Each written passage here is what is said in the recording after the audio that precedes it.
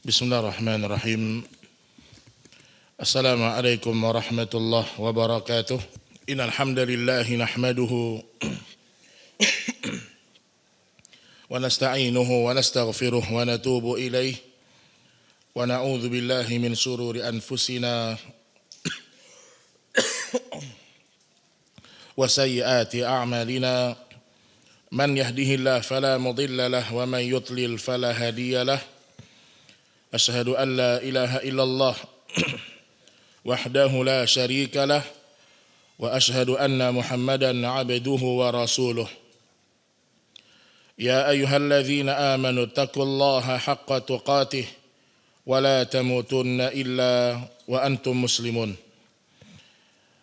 Amma ba'du, ya ayyuhan nasu taqu rabbakumul ladzi khalaqakum min nafsin wahidah wa khalaqa minha zawjaha وبث منهما رجالا كثيرا ونساء واتقوا الله الذي تساءلون به والأرحام إن الله كان عليكم رقيبا. أما بعد, kaum muslimin dan kaum muslimat rahimani wa rahimakumullah. Alhamdulillah, kita bersyukur kepada Allah pada malam hari ini. Allah kembali pertemukan kita di salah satu majlis, dan mudah-mudahan Allah Subhanahu wa taala memberikan kepada kita ilmu yang bermanfaat. Baik ikhwan dan akhwat rahimani wa rahimakumullah. Kita masih pada bab ke-15 dari kitab Tauhid, dan terakhir kita sudah membahas dua dalil yang berkaitan dengan tidak ada seorang pun yang berhak disembah melainkan Allah Subhanahu wa ta'ala. Dan kita sudah sebutkan bahwasanya tidak ada seorang pun yang bisa mendatangkan manfaat atau menghilangkan mudarat walaupun sekecil atau secuil dari kitmir. Apa kitmir kemarin? Kulit ari kurma.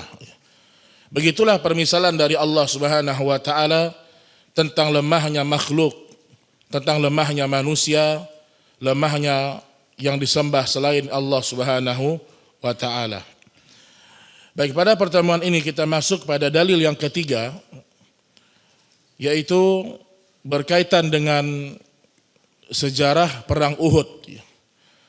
Namun diambil sebagian dari bahasan, diriwayatkan dari Imam Bukhari dan Muslim dalam sahih mereka, dari Anas bin Malik radhiyallahu taala anhu. Siapa Anas bin Malik? Sahabat, sahabat. Apa? Pembantunya Nabi sallallahu alaihi wasallam.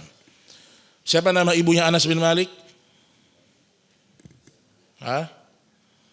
Ketika Anas masih kecil, maka ibunya mengatakan, ya Rasulullah, hadza Anas yakhdumuk. Wahai Rasulullah, ini Anas akan menjadi pelayanmu. Maka kemudian semenjak itu Nabi SAW mendoakan kebaikan untuk Anas bin Malik dengan dipanjangkannya umurnya dan diluaskan rezekinya. Nah, hadis yang mulia ini dari Anas bin Malik radhiyallahu taala anhu, ia berkata, "Syujjan Nabiyyu sallallahu alaihi wasallam yauma Uhud." Ketika perang Uhud, Rasulullah sallallahu alaihi wasallam terluka bagian kepalanya. Wa qusirat rubaiyatuh, atau wa qusirat rubaiyatah. Kemudian di perang Uhud pecah gigi gerahamnya Rasulullah sallallahu alaihi wasallam. Di sini dalil bahwasanya Rasul saja sallallahu alaihi wasallam dia terluka dalam peperangan, menunjukkan bahwasanya tidak ada manusia kebal, tidak ada. Dan menunjukkan bahwasanya dalam keyakinan kita, akidah kita, kalau ada seorang kebal dalam peperangan atau dia bisa melampaui kemampuan normalnya manusia, maka itu pasti bantuan dari setan. Seandainya kebal itu adalah kemuliaan, seandainya kebal itu adalah bentuk dari tanda-tanda walinya Allah, maka Nabi Shallallahu Alaihi Wasallam yang pertama kali dibuat kebal oleh Allah, ya atau tidak? Tapi disebutkan oleh Anas, sujjan nabiyyu yauma Uhud. Nabi terluka bagian kepalanya, kemudian pecah gigi gerahamnya. Faqala, kemudian Rasul Shallallahu Alaihi Wasallam mengatakan, laisa laka minal amri syai', kaifa yuflih qaumun syajju nabiyahum. Kata Nabi Shallallahu Alaihi Wasallam, bagaimana akan beruntung suatu kaum yang mereka melukai nabinya. Nabi menunjukkan ketidaksukaan kepada orang-orang musyrik. Bagaimana bisa beruntung kalian? Kalian melukai nabi-nabi kalian. Ini sama seperti perbuatannya orang-orang Bani Israel. Bani Israel diberikan nikmat yang banyak oleh Allah. Tapi mereka adalah kaum yang paling banyak membunuh para anbiya. Kata Nabi, kaifa yuflih qaumun syajju nabiyahum. Bagaimana suatu kaum bisa beruntung ketika kaum tersebut melukai nabinya. Fanazalat laisa minal amri syai'. Kemudian turunlah firman Allah dalam surah Ali Imran 128. Tidak ada hak apapun bagimu ya Muhammad dalam urusan mereka itu. Maka saya sebutkan ya, di sini Allah seakan menegur Nabi Shallallahu Alaihi Wasallam. Kemudian juga diriwayatkan dari Sahih Bukhari dari Ibnu Umar radhiyallahu anhuma. Ibnu Umar ini siapa? Anaknya Umar bin Khattab radhiyallahu taala anhu, sahabat yang paling dikenal persis ibadahnya dengan Nabi Shallallahu Alaihi Wasallam, dan sahabat yang paling dikenal mutamassikuna bil kitabi wa sunnah, sangat kokoh berpegang teguh kepada Alkitab dan as-sunnah. Dia juga sahabat di usia 13 tahun minta ikut di perang Badar dan perang Uhud. Namun Nabi Shallallahu Alaihi Wasallam belum mengizinkan. Diriwayatkan dari beliau bahwasanya ia mendengar Rasulullah Shallallahu Alaihi Wasallam bersabda ketika beliau berdiri dari ruku pada rakaat yang terakhir dari sholat subuh. Rakaat terakhir dari sholat subuh. Ba'dama yaqul, setelah Nabi mengatakan sami Allah huliman hamidah, kemudian Nabi Shallallahu Alaihi Wasallam mengatakan Allahumma la'an fulanan wa fulanan. Ya Allah, laknatlah fulan, laknatlah fulan. Artinya Nabi sebutkan nama orang di situ. Kemudian fa anzalallah laisa laka minal amri syai'. Kemudian Allah turunkan ayatnya, ya Muhammad, tidak ada urusan bagimu dalam, tidak ada hak apapun bagimu dalam urusan mereka itu. Berarti sudah ada dua dalil di mana Allah menurunkan ayat laisa laka minal amri syai'. Pertama ketika Nabi terluka di perang Uhud. Kemudian Nabi mengatakan kaifa yuflih qaum syajju nabiyahum. Bagaimana mungkin kalian beruntung kalian melukai nabi kalian.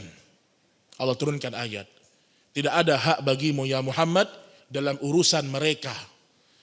Yakni Nabi seakan-akan disuruh untuk bersabar. Kemudian juga ketika Nabi melaknat fulan bin fulan, Allah turunkan lagi ayat laisa laka minal amri syai'. Tidak ada hak apapun bagimu ya Muhammad dalam urusan mereka itu. Dalam riwayat yang lain Nabi sebutkan nama-nama mereka.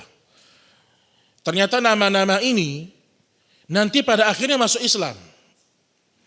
Di mana beliau sebutkan mendoakan Safwan bin Umayyah, kemudian Suhail bin Amr dan Al-Harith bin Hisham dijauhkan dari rahmat Allah.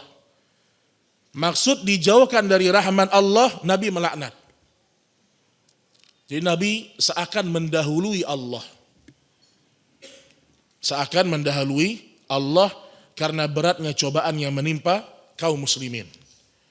Ada 3 orang. Pertama Safwan bin Umayyah. kemudian Suhail bin Amr, dan Harith bin Hisham. Nabi laknat ketiga orang ini dalam sebagian riwayat. Kemudian turunlah ayat, laisa laka minal amri syai'. Tidak ada hak apapun bagimu dalam urusan mereka itu. Di sini para ulama sebutkan, dalam hadis tersebut Nabi mendoakan keburukan untuk mereka karena mereka telah melakukan kebiadaban yang luar biasa kepada Nabi dan para sahabat. Tapi itu pun Nabi ditegur oleh Allah. Dan ternyata tiga orang yang pernah dilaknat oleh Nabi Shallallahu Alaihi Wasallam, Allah berikan mereka semuanya hidayah. Di sini ada pelajaran akidah, pelajaran tauhid, ya, bahwasanya seorang tidak boleh tergesa-gesa dalam melaknat seseorang, nggak boleh. Atau seorang tidak boleh tergesa-gesa mengucapkan kepada saudaranya, ya kafir, ya munafik, nggak boleh. Jangan dia tergesa-gesa. Karena bisa jadi orang yang dia laknat, orang yang dia hujat, suatu saat diberikan hidayah oleh Allah Subhanahu wa ta'ala. Baik kaum muslimin dan muslimat, rahimani wa rahimakumullah. Kalau Nabi saja butuh berdoa kepada Allah dan para sahabatnya, juga mengaminkan permintaan Nabi Shallallahu Alaihi Wasallam, terlebih lagi manusia yang keimanannya dan ketakwaannya di bawah Nabi. Di perang Uhud, Nabi mengadu sama Allah. Kemudian Nabi juga berdoa kepada Allah. Kalau saja Nabi yang imannya seperti itu masih harus terus berdoa kepada Allah, maka bagaimana dengan orang-orang yang seperti kita ini? Lebih butuh kita kepada Allah Subhanahu wa ta'ala. Baik, kemudian dalil yang keempat, nanti kita bacakan sebagian dari pelajaran-pelajaran di perang Uhud. Diriwayatkan pula dalam Sahih Bukhari dari Abu Hurairah radhiyallahu taala anhu. Abu Hurairah nama aslinya siapa? Abdurrahman bin Sakhar. Ini sering ditanya ini, masa lupa? Abdurrahman bin Sakhar. Nama sebelum masuk Islam siapa? Abdus Syams, hamba matahari. Dalam Islam nama harus diganti. Kalau nama tersebut bernilai keburukan, Abdul Ka'bah nggak boleh, Abdus Syams tidak boleh. Diganti sama Nabi nama-nama sebagian para sahabat.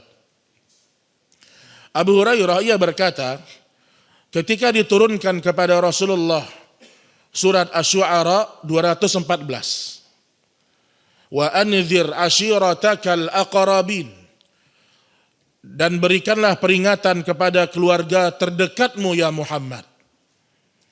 Di sini dalil bahwasanya Nabi Shallallahu Alaihi Wasallam ketika turun perintah wahyu berdakwah kepada keluarganya, langsung Nabi melakukan yang namanya dakwah.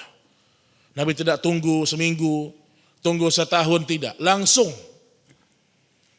Dan memang dakwah dimulai dari keluarga.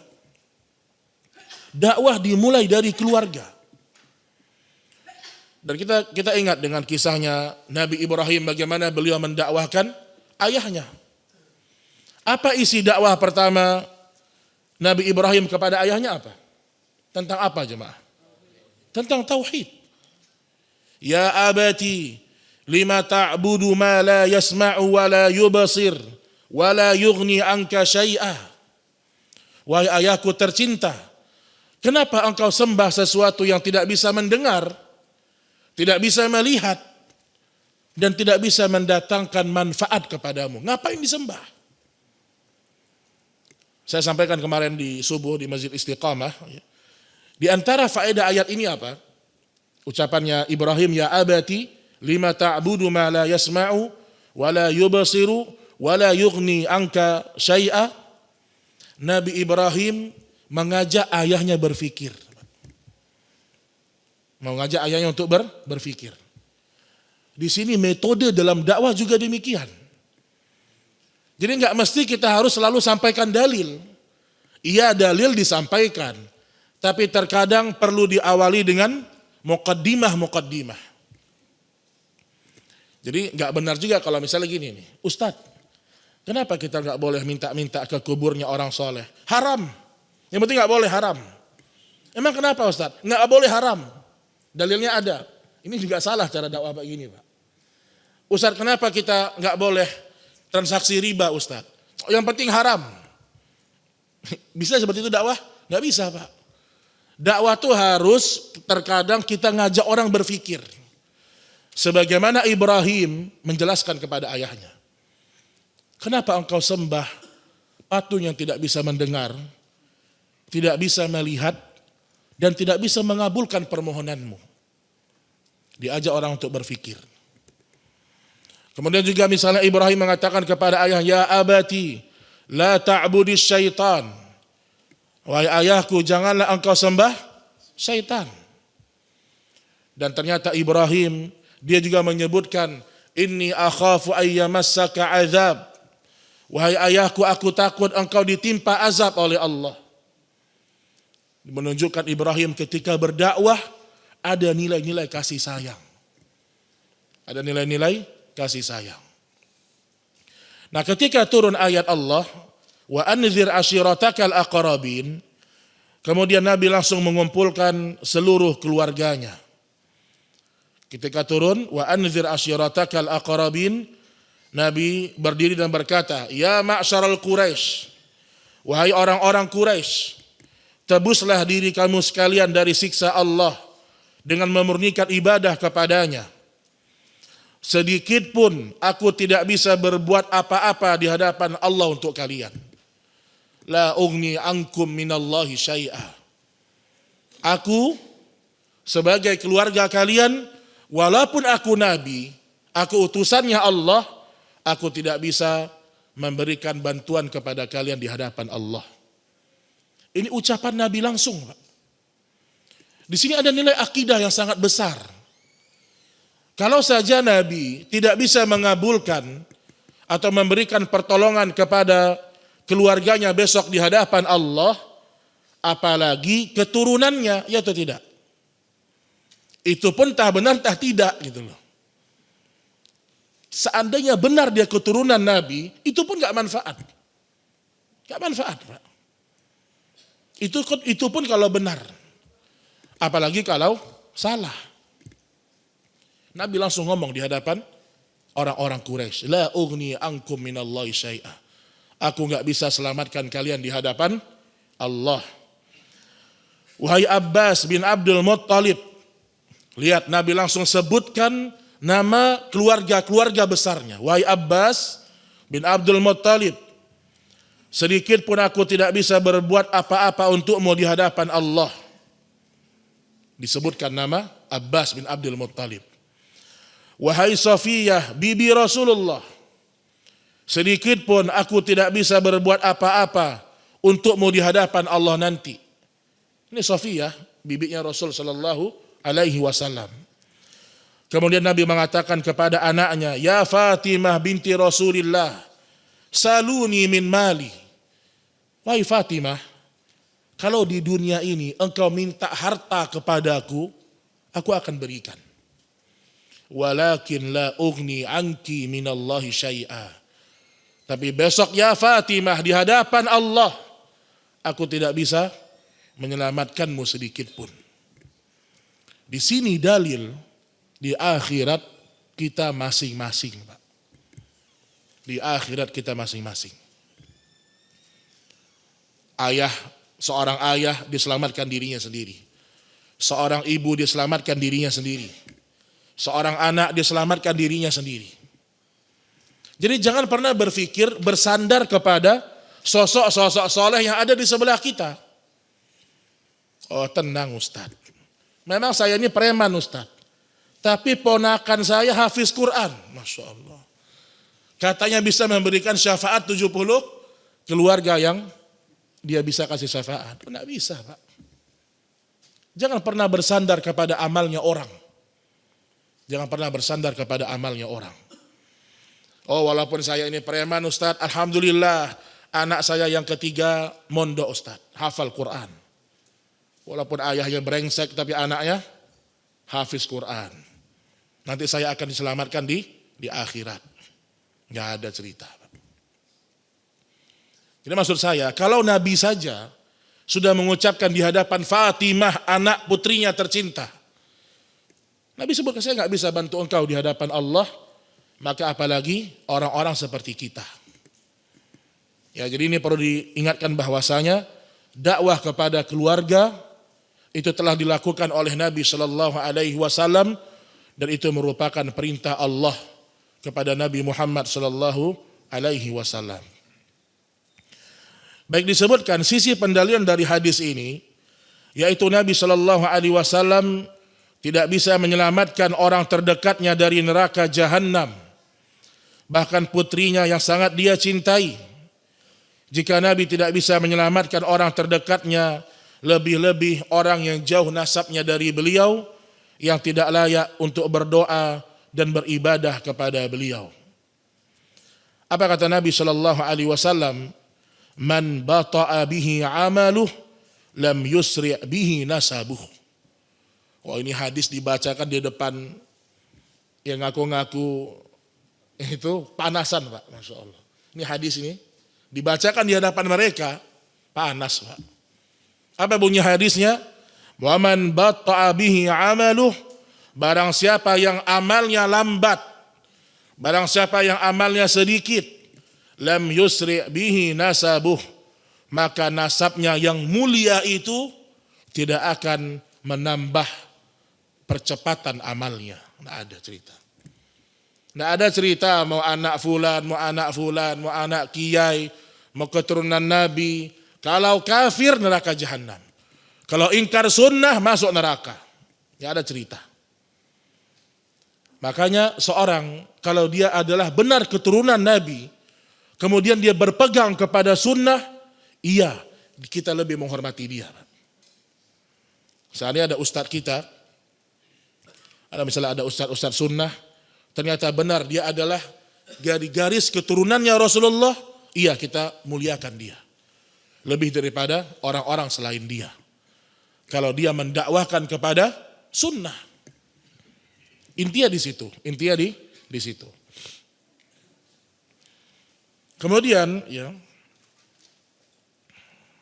jemaah sekalian rahimani wa rahimakumullah, Allah Subhanahu wa taala menyebutkan di antara hikmah penciptaan manusia, Allah mengatakan wa ja'alnakum syu'uban wa qabaila lita'arafu, dan kami jadikan kalian berbangsa-bangsa dan bersuku-suku supaya kamu saling kenal mengenal.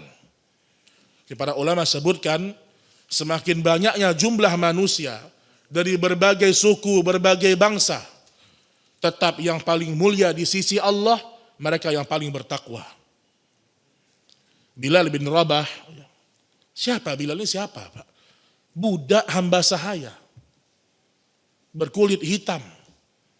Tapi ketika dia beriman sama Nabi, maka Nabi mendengarkan langkah kakinya, sendalnya di surga. Maka jangan pernah kita ini semakin belajar sunnah, semakin belajar tauhid, jangan terpengaruh dengan nilai-nilai glamor dunia, jangan. Di sisi Allah yang terbaik yang bertakwa. Bukan yang kaya, bukan yang terkenal, bukan yang viral, bukan. Inna akramakum indallahi atqakum. Itu yang paling bertakwa di sisi Allah Subhanahu wa taala. Kaum muslimin dan muslimat rahimani wa rahimakumullah, ada beberapa tambahan dari sebagian syarah kitab tauhid. Mereka menukilkan beberapa dalil, beberapa dalil. Di antaranya ucapan Nabi Shallallahu Alaihi Wasallam, Innallah qad azhaba ankum, sesungguhnya Allah telah menghilangkan dari kalian ghubbiyatal jahiliyah, kesombongan jahiliyah. Kullukum banu Adam wa Adamu min turab.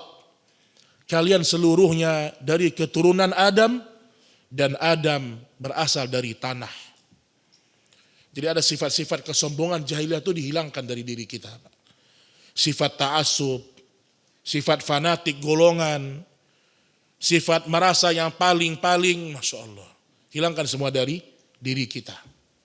Itu sifat-sifat orang-orang jahiliyah di masa dulu. Kemudian Nabi juga mengatakan, ya ma'asyara Quraisy, la ta'tin nasu bil a'mali yaumal qiyamah, wa ta'tuna bid dunya, tahmilunaha ala riqabikum, taqulunu ya Muhammad, fa'aqulu hakadha ay a'rid ankum. Kata Nabi sallallahu alaihi wasallam, wahai jamaah suku Quraisy, janganlah orang-orang datang pada hari kiamat dengan membawa amal-amal solehnya, sedangkan kalian datang membawa dunia yang kalian pikul di atas leher-leher kalian. Lalu kalian berkata, wahai Muhammad, maka aku pun berpaling dari kalian. Lihat ini Pak. Ini hadis ya, diriwayatkan oleh Imam At-Tabrani, walaupun sebagian menyatakan hadisnya dhaif ya. Al-Imam Al-Iraqi dalam kitab Al-Mughni, beliau mendhaifkan riwayat ini, namun sebagian para ulama akidah memasukkan ya, sebagai ancaman-ancaman kepada orang yang berlebih-lebihan kepada nasabnya, keagungannya. Disebutkan di sini, ya ma'syara Quraisy, wahai orang-orang Quraisy, jangan kalian datang, nanti orang-orang datang pada hari kiamat membawa amal-amalnya, sementara kalian datang membawa harta-harta dunia kalian. Terus mentang-mentang kalian dari keturunannya Nabi, kalian mengatakan ya Muhammad gitu loh. Minta tolong sama Nabi. Maka beliau mengatakan a'rid ankum, aku pun pasti berpaling dari kalian. Di sini dalil bahwasanya tidak ada nilainya nasab di hadapan Allah ketika seorang tidak beriman kepada Allah dan Rasulnya. Baik Bapak Ibu yang dirahmati oleh Allah Subhanahu wa taala, kita akan lihat ya, beberapa pelajaran ya, tidak semua tapi sebagian dari peristiwa perang Uhud ya. Karena perang Uhud bahasannya sangat luas ya, tetapi ada nilai-nilai akidah yang bisa kita ambil sebagai sebuah pelajaran ya. Pertama ya, perang Uhud ya, ini terjadi sebab utamanya mereka balas dendam dengan kematian pembesar-pembesar musyrikin di perang Badar. Di perang Uhud, di antara sebab mereka berperang melawan Nabi Shallallahu Alaihi Wasallam karena kematian sebagian pembesar-pembesar Quraisy musyrikin di perang Badar. Di antara persiapan yang dilakukan oleh Nabi Shallallahu Alaihi Wasallam sebelum perang Uhud ada beberapa hal. Ini penting sekali jemaah sekalian. Yang pertama, ya, Nabi Shallallahu Alaihi Wasallam mengadakan yang namanya musyawarah. Jadi Nabi ketika mengetahui pasukan Abu Sufyan dan teman-temannya akan menyerang kota Madinah, yang mereka datang jauh-jauh dari Mekkah, dan Nabi di kota Madinah. Maka Nabi membuat persiapan perang. Di antara persiapannya Nabi bermusyawarah.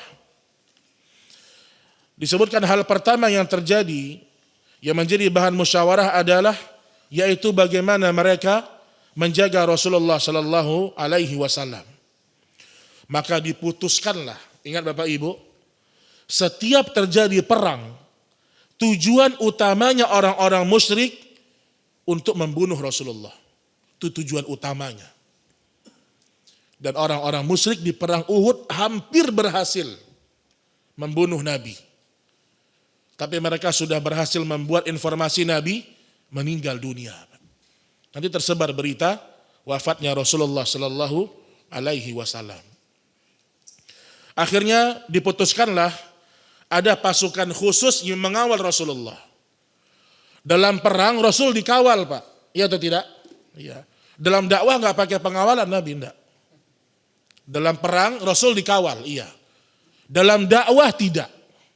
Nabi berjalan, para sahabat berjalan. Muaz bin Jabal berjalan ke Yaman sendirian, tanpa ada pengawalan. Ini sunnatus salaf yang berjalan dari masa ke masa. Nah, siapa saja pemimpin yang diperintahkan untuk mengawal Rasulullah yang pertama Sa'ad bin Mu'adz. Sa'ad bin Mu'adz. Yang kedua Sa'ad bin Ubadah dan Usaid bin Khudair. Ini kalau disuruh ulang sulit nih ya, nama-nama orang Arab nih kita kadang-kadang menghafalnya susah ya. Karena kita nggak terbiasa, kita ngafal biasa namanya siapa? Anto, Rio, apa lagi? Atau siapa lah ya. Kita nggak terbiasa dengan nama orang, kadang-kadang kita perlu ngulang-ulang. Nah, jadi musyawarah yang pertama, mereka memutuskan diangkatnya pengawal yang akan menjaga Rasul Sallallahu Alaihi Wasallam. Dan lihat, Nabi walaupun dia seorang Rasul, dia tidak tahu apa yang terjadi ke depan, dia nggak tahu.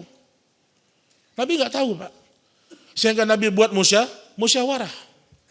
Berarti Nabi tidak tahu dengan perkara yang gaib, tidak tahu. Kemudian yang kedua, persiapannya. Mereka membentuk kelompok yang bertugas menjaga seluruh pintu masuk Madinah. Mereka mengantisipasi supaya serangan mendadak tidak datang di siang hari atau di malam hari. Semua pintu masuk Madinah dikawal. Kemudian yang ketiga, seluruh kaum muslimin di Madinah, di dekat-dekat dari peristiwa perang Uhud, harus selalu membawa senjata meskipun di dalam sholat mereka. Meskipun dalam sholat mereka. Anda bisa bayangkan ya, para sahabat dahulu sholat zuhur bawa senjata. Kondisi mereka nggak aman jemaah. Dan yang kayak gini, kita masih bisa melihat kalau antum pergi ke Yaman.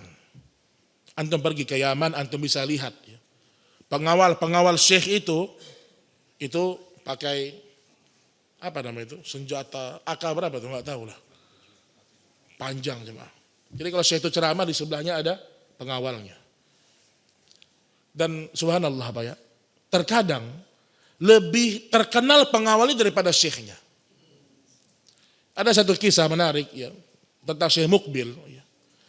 Jadi ada salah seorang penuntut ilmu yang dia mau belajar ke negeri Yaman.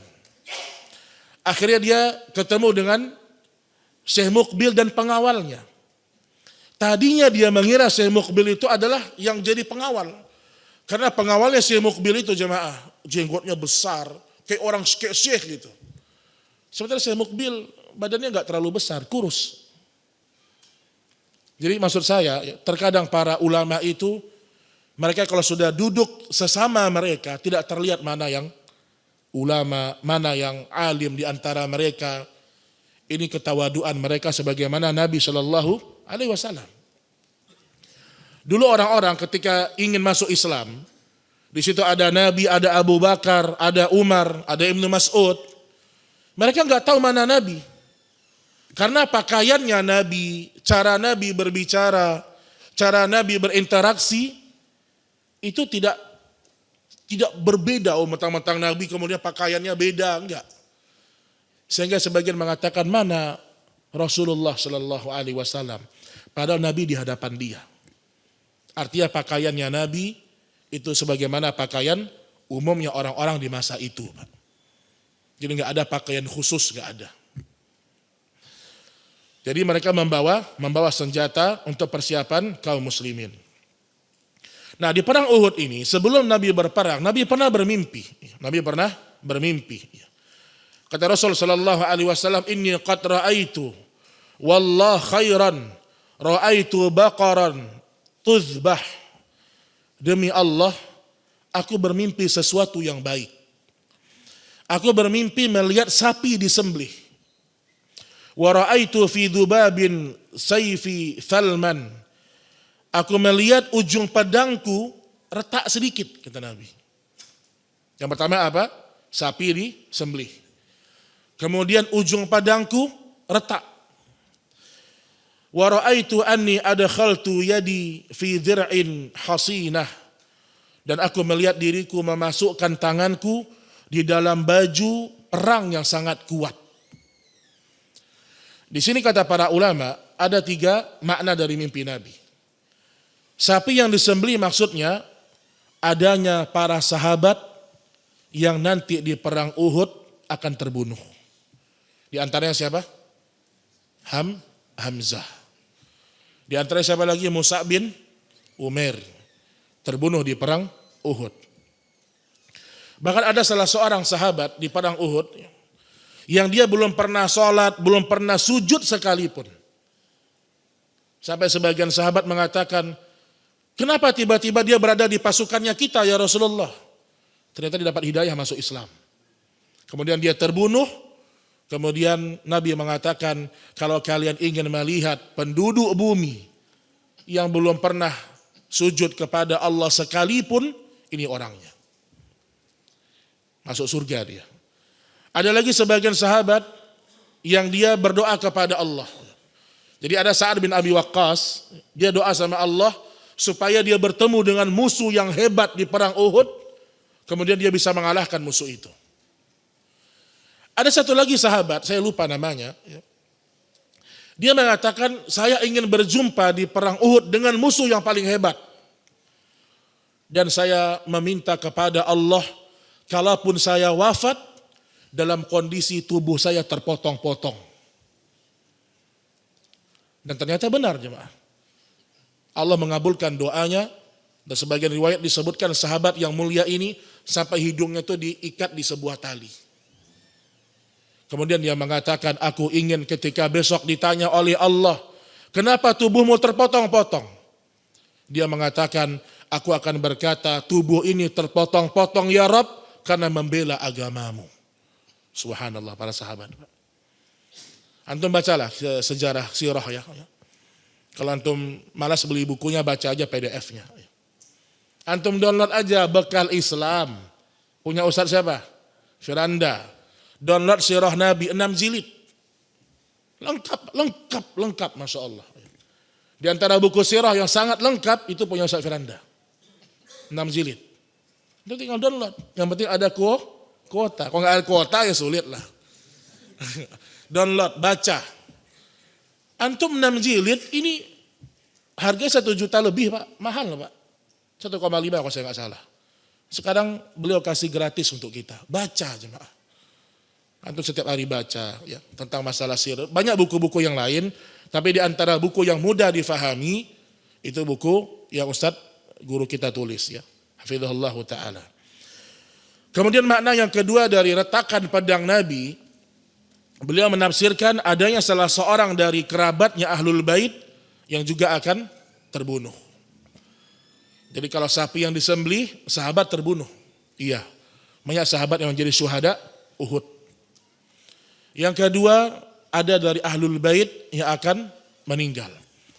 Dan yang ketiga, tangan beliau dimasukkan ke dalam baju perang yang kuat, maksudnya adalah beliau menafsirkan baju perang yang kuat dengan kota Madinah. Artinya suatu saat nanti Nabi SAW akan berjaya keislamannya di kota Madinah. Baik jemaah sekalian rahimani wa rahimakumullah. Setelah salat Isya kita lanjutkan sedikit. Wassallallahu ala nabiyina Muhammad walhamdulillahi rabbil alamin. Bismillahirrahmanirrahim. Alhamdulillah wassalatu wassalamu ala Rasulillah wa ala alihi wa sahbihi wa mawalah wa la haula wa la quwata illa billah. Kaum muslimin dan muslimat rahimani wa rahimakumullah. Mungkin poin yang terakhir ya. Saya akan sebutkan beberapa Rasulullah Sallallahu Alaihi Wasallam menyebutkan beberapa perintah ya, dan nasihat kepada Abdullah bin Jubair secara khusus dan kepada para pemanah secara umum. Ini di perang Uhud. Kita tahu bahwasanya kaum muslimin di perang Uhud mereka mengalami kekalahan ya, karena ketika mereka menyangka pasukan kaum muslimin, ketika mereka menyangka orang-orang musyrik telah selesai dari peperangan, namun ternyata Khalid bin Walid berbalik dan menyerang kaum muslimin. Baik, ada beberapa, ini sangat penting, ada beberapa disebutkan nasihat Nabi Shallallahu Alaihi Wasallam kepada Abdullah bin Jubair secara khusus dan kepada para pemanah di Bukit Rumat secara umum. Yang pertama disebutkan indah anna al-khayla bin nabil halau pasukan berkuda dengan panah. Jadi ini kita lihat bagaimana Nabi Shallallahu Alaihi Wasallam itu termasuk orang yang sangat cerdas dalam peperangan. Bahkan Syekh Safi Rahman Al-Mubarakfuri beliau sebutkan kalau dihitung kejadian perang di masa Nabi Shallallahu Alaihi Wasallam, baik itu ghazwah atau sariyah. Jadi kalau ghazwah itu Nabi ikut dalam perang, itu namanya ghazwah. Ghazwatul Badar, Ghazwatul Uhud, Nabi ikut di perang itu. Tapi kalau sariyah itu Nabi hanya mengutus beberapa orang para sahabat untuk memerangi kaum musyrikin. Dihitung kurang lebih hampir setiap 2 bulan terjadi peperangan. Ini menunjukkan bagaimana sibuknya Nabi Shallallahu Alaihi Wasallam dan bagaimana pengorbanannya Rasulullah Shallallahu Alaihi Wasallam. Yang pertama, halau pasukan berkuda dengan panah. Kemudian yang kedua disebutkan la ya'tuna min khalfina. Jangan biarkan mereka menyerang kita dari arah belakang. Tujuan perintah Rasulullah Shallallahu Alaihi Wasallam kepada para pemanah agar menghalau mereka agar mereka tidak menyerang dari belakang. Ini kalau antum baca kisah lengkap perang Uhud, antum akan mengerti. Tapi saya baca sebagiannya ya. Sebagiannya. Kemudian yang ketiga, in kanat lana aw alaina fathbut makanak. Tetaplah di tempatmu, baik kami menang ataupun kalah. Ini di antara perintah Nabi, tetap di tempat kalian, baik menang maupun kalah. Kemudian yang keempat, la nu'tayanna min qibalik. Jangan sampai kami diserang dari arahmu. 4 perintah ini diarahkan langsung kepada Abdullah bin Jubair dan sedangkan para pemanah lainnya mendengarkan. Kemudian juga yang kelima, di antara komandonya Rasulullah sallallahu alaihi wasallam, in ra'aitumuna takhattafuna tayru fala tabrahu makanakum hadza hatta ursila ilaikum. Jangan pernah kalian tinggalkan tempat kalian hingga aku mengirim utusan untuk memberi perintah selanjutnya. Meskipun kalian melihat mayat kami disambar burung bangkai. Jangan turun dari tempat kalian. Yang kita tahu nanti pada akhirnya ya, ketika para sahabat menyangka peperangan telah selesai, wallahu a'lam, ada 2 versi ya. Ada versi pertama mengatakan para sahabat turun, mereka turun kemudian mereka menyangka peperangan sudah selesai. Sudah waktunya untuk mengambil ghanimah. Ini pendapat sebagian para ulama sirah. Jadi seakan-akan pendapat pertama ini menafikan bahwasanya para sahabat tidak cinta kepada dunia. Bukan. Ini ada pendapat. Ya. Jadi seakan-akan membantah pendapat yang mengatakan para sahabat bukan orang-orang yang tergiur dengan ghanimah. Tapi mereka menyangka perang telah selesai. Ada pendapat yang kedua, dan ini pendapat kedua lebih kuat ternyata, karena disebutkan dengan dalil dari Al-Quran. Ternyata memang Allah sendiri yang menyebutkan para sahabat mereka terfitnah dengan ghanimah tersebut. Disebutkan sejumlah ayat dalam Al-Quran, dan pendapat yang kedua lebih kuat. Pendapat yang kedua lebih kuat. Dan di sini kita mengambil pelajaran teman-teman sekalian bahwasanya seorang kalau ketika dia menyelisihi perintah Rasulullah Sallallahu Alaihi Wasallam lambat ataupun cepat mereka akan ditimpa oleh malapetaka. Dan sudah banyak kejadian ya. Wa tilkal ayyam nudawiluha bainan nas. Yang namanya sejarah itu berulang. Intinya kalau kita tidak mengikuti jalannya Rasul akan ada musibah yang akan menimpa kaum muslimin.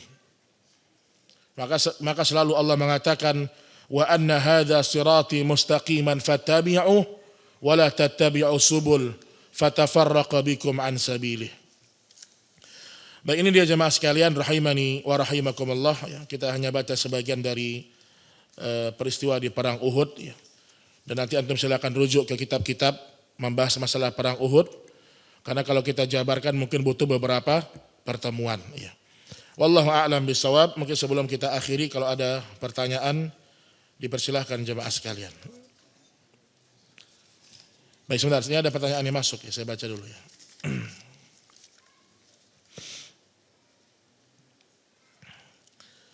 Rasul dengan izin Allah dapat memberi syafaat kepada umatnya. Bagaimana dengan perkataan Rasul nggak bisa bantu Fatimah di akhirat? Orang lain dapat syafaat qadarullah tentunya. Fatimah binti Muhammad lebih dari itu.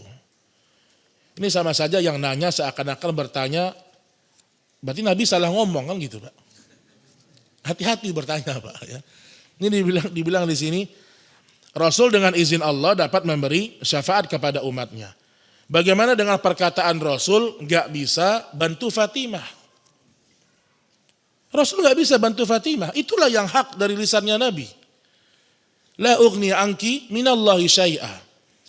Jadi ini kalau dikompromikan bisa. Maksudnya adalah ya, seorang jangan sampai dia mentang-mentang keturunannya Nabi, mentang-mentang anaknya Nabi Muhammad misalnya, kemudian mereka melakukan apa yang ingin mereka lakukan. Enggak demikian. Ini seakan-akan sebagai ancaman, inzar ya, peringatan kepada keluarganya Rasulullah Sallallahu Alaihi Wasallam. Tentu Nabi akan memberikan syafaat ya. Tentu semua dengan izin Allah ya. Semua dengan izin Allah Subhanahu wa taala.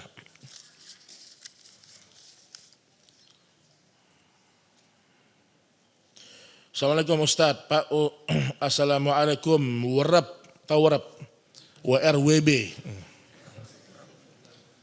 Boleh nggak Pak ditulis Pak? Hah?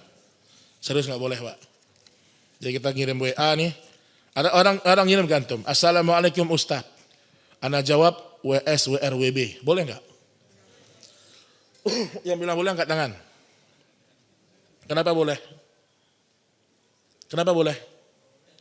Nggak boleh ya? Yang bilang boleh ada? Boleh? Ada ulama yang mengatakan boleh, ada memang. Ya. Alasan mereka apa? Karena orang ketika kita balas WSWRWB, orang nggak baca WSWRWB, tapi Waalaikumsalam warahmatullahi wabarakatuh. Tapi tetap yang lebih afdal kita baca, kita tulis sempurna. Ya. Kita aja ngetik pesannya banyak, apa masa salam nggak sempurna, kan gitu ya. Jadi tetap kita utamakan tulis secara lengkap. Pak Ustadz, ada imam suatu masjid membolehkan ziarah kubur ke makam Pangeran Jayakarta di Rawamangun. Imam Bahlul ini. Jadi imam lagi, Masya Allah. Mintanya kepada Allah hanya penyebut nama Pangeran Jayakarta. Jadi mintanya sama Allah, tapi lewat perantara Pangeran Jayakarta. Itu tuh yang syirik, kan saya sering bilang. Jadi yang namanya syirik itu bukan antum murni minta kepada Pangeran Jayakarta atau Yogyakarta, terserah lah ya. Justru yang namanya syirik, antum menjadikan perantara antara diri antum dengan Allah, ada wasilah orang mati di situ. Itulah yang namanya syirik. Ya. Makanya orang-orang, apakah dibenarkan di dalam ziarah ke makam keramat seperti apa Pak Ustadz? Ya. Pertama, di dunia ini tidak ada makam keramat, nggak ada. Tidak ada satupun makam keramat, tidak ada. Itu yang pertama. Yang kedua, ziarah kubur tujuannya bukan minta hajat di situ, bukan. Kita sudah bahas ya. Lau sami'u mastajabu lakum. Mayat nggak bisa mendengar. Seandainya dia mendengar, dia tidak bisa mengabulkan permohonan kalian. Kemudian yang ketiga, menjadikan wasilah antara kita dengan Allah. Ada orang-orang yang sudah mati dianggap sebagai wali Allah. Itulah yang disebut dengan kesyirikan. Memang itu yang tidak boleh. Ma na'buduhum illa liyuqarribuna ilallahi zulfa. Mereka bilang kami enggak menyembah wali Allah ini, enggak kami sembah, tapi ini untuk mendekatkan diri kami kepada Allah. Jadi pertama imamnya ini, pertama nasihat saya dipecat satu itu ya. Dipecat jadi imam masjid. Ini imam mengajak kepada kesyirikan. Yang ngangkat dia jadi imam, dosanya juga besar. Karena orang terfitnah dengan perbuatan dia. Orang awam begitu, Pak. Oh itu Pak Ustadz yang nyuruh kok. Saya ada jemaah saya di Jakarta Selatan, dia umroh, ya, pakai travel umum gitu ya. Terus dia pergi ke daerah Samarkand, ya, Samarkandi, tempat Imam Bukhari wafat di dekat daerah situ. Kemudian dia bilang kita berziarah ke makam ulama ya, nanti jangan lupa minta hajat-hajat di situ. Subhanallah Pak. Ini tentu bapak ini sudah ngaji sunnah, dia menolak hati dia.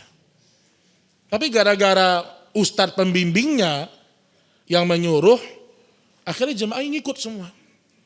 Ada yang minta rezeki, ada yang minta pekerjaan, macam-macam. Di sisi kuburnya para ulama. Mengerikan ya, na'udzubillah min dzalik ya. Ustaz, bagaimana dengan puasa tanggal 1 sampai 10 Zulhijjah? 9 Zulhijjah. Apakah ada sunnahnya? Ada nggak sunnahnya Pak? Hah? Gimana nih? Tanggal 1 sampai 9 ada sunnah puasanya enggak? Yang puasa siapa puasa sini? Siapa yang puasa tadi? Nah, kenapa puasa? Apa? Amal soleh, Masya Allah. Ya, benar ya. Dalil, kalau disebutkan apakah Nabi ada menyebutkan puasa khusus dari tanggal 1 sampai 9, tidak ada dalil yang sahih, tidak ada. Yang hanya ada puasa Arafah, itu yang sahih. Tapi kenapa sebagian ulama seperti Syekh bin Baz, Syekh Muhammad bin Shalih Al-Utsaimin membolehkan, kenapa? Keumuman amal soleh. Tapi ingat, bukan hanya puasa, juga sedekah, bakti sama orang, umum amal soleh, umum. Harus antum umumkan, harus umum bahasannya. Karena kalau antum menganggap ini adalah perbuatan yang dinisbatkan kepada Nabi, kita butuh dalil. Tapi kalau kita ini mumpung 1 sampai tanggal 9 ini hari-hari sampai 10 hari-hari terbaik, maka saya berpuasa, saya baca Quran, saya bersedekah, maka ini hukumnya boleh. Hukumnya boleh.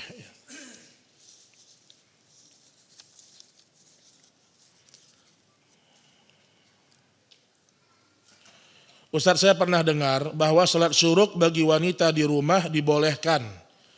Asal pada saat sholat subuh harus berjamaah dengan wanita lainnya. Bagaimana kalau wanita itu sholat subuh sendirian tanpa berjamaah? Mohon penjelasannya Ustaz. Kenapa dia berjamaah? Karena dia baca dalam hadis itu ada disuruh dia sholat berjamaah ya atau tidak? Bapak Ibu sekalian, Syekh bin Baz ketika ditanya, beliau tetap mengatakan wanita tetap lebih utama bagi dia sholat subuh di rumah, tetap. Seandainya dia sholat syuruk, berarti dia sholat duha. Kata Syekh bin Baz, semoga dia mendapatkan keutamaan yang sama. Tapi kalau memberikan syarat wanitanya harus ke masjid, nah ini kurang tepat ya, kurang tepat. Karena wanita itu hukum asalnya di rumah sholatnya. Hukum asalnya sholatnya di rumah, itu sholat yang paling terbaik untuk dia. Apalagi kalau kita tinjau sebagian para ulama Yaman banyak yang mendoifkan hadis sholat syuruk, ya, banyak yang mendoifkan hadis sholat syuruk, tapi mereka mengangkatnya menjadi bahasan sholat duha di awal waktu. Ini kertas kosong, ada pertanyaan. Baik jemaah sekalian, ini mungkin ada pertanyaan lagi sebelum kita akhiri.